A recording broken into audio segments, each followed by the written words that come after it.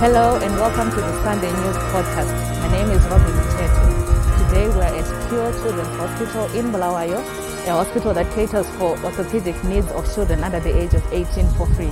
Today we're speaking to Dr. Tongai Chitsamatanga, a pediatric surgeon who has just returned from the UK to come and offer his services to the children of Zimbabwe.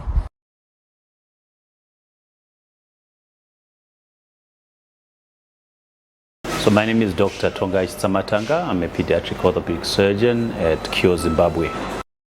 So I grew up in Gweru and then moved to Bulawayo in 1995 to 98, where I was at Milton High School. And then went to Harare to medical school from 1999 to 2004.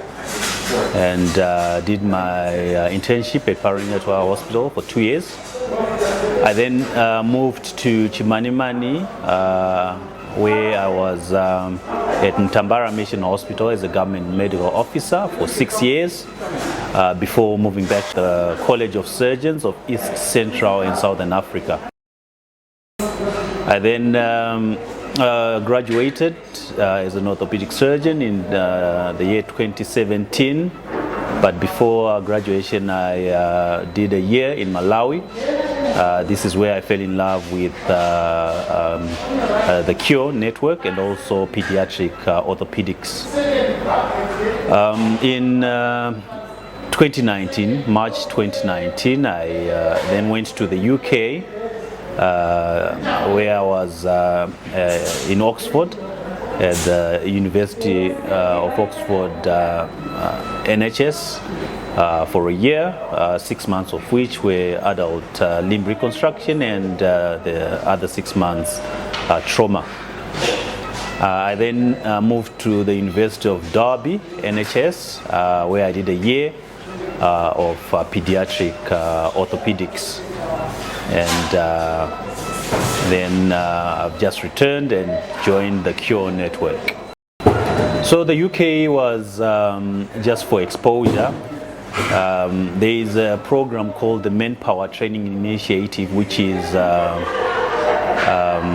more of a government-to-government program, where you get to go to the UK for a maximum of 2 years, and you get exposed to some of the things that might not be available locally. And after that exposure, you then come back to your country of origin to at least exercise those skills. In Zimbabwe, the pediatric orthopedics was one of those subspecialties that was lacking, mostly because of the resources that are needed. And also most of the patients and the caregivers are people that are usually struggling to meet ends meet, and they also end up having kids that come with horrendous deformities and horrendous infection because they cannot afford acute care.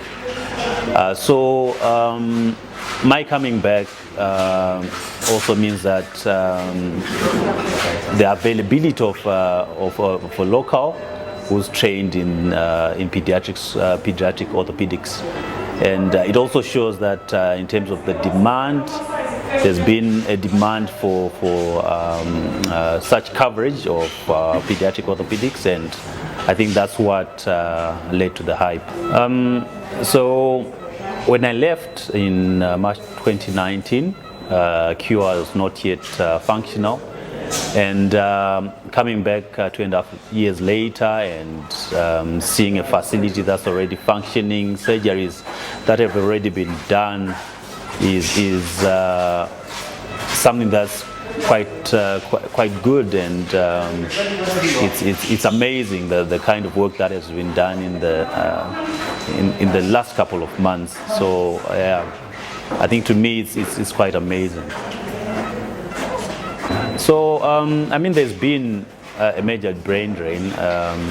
It's worsened over the last couple of years for various reasons, but my thinking is that after all has been said and done, after you've gone to all these places overseas, there has to be some element of giving back.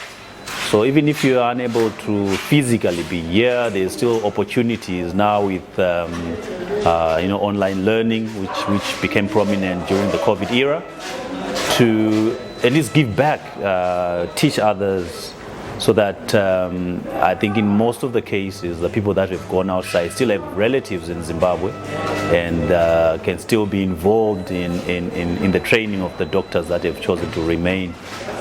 For those also that are outside, there's still an opportunity for you to bring back those skills that you've learned, and also I think there's a better satisfaction when you treat your own people and see them getting better because of the skills that you've acquired.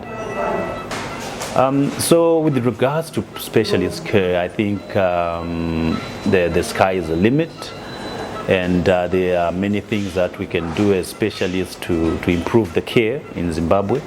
And most of the things that are needed to improve care are what I call low-hanging fruit. Sometimes it even starts with just being able to communicate to colleagues, communicate to patients, and tell them whatever plan that you have and agree on a plan. And most of the times the patients really appreciate. Unlike a situation where you've got a highly specialized individual who's unable to explain themselves, you find the patients might not see that one is skilled. So it's important to be able to communicate. It's important to also be able to advocate for one's specialty. I look at my situation where I've been very blessed in that the hospital that I came back to work in is specifically for pediatric orthopedics, and the things that we need are available. And this is the same that I think other colleagues, because like in the last month or so, there have been colleagues that have come back, especially from South Africa. I know of a pediatric cardiologist, I know of a pediatric nephrologist, and now we have the first female cardiothoracic surgeon. And all those people will need facilities such as the one I'm working at to be able to exhibit their skills. And it's very possible. This facility is here because the government of Zimbabwe saw it fit to engage with partners, and at the end of the day we have a facility that is world-class and treating our patients. So it's possible to be able to do it to this level with the other specialties. We just have to advocate. Our organization is very excited about Dr. Tongai's return.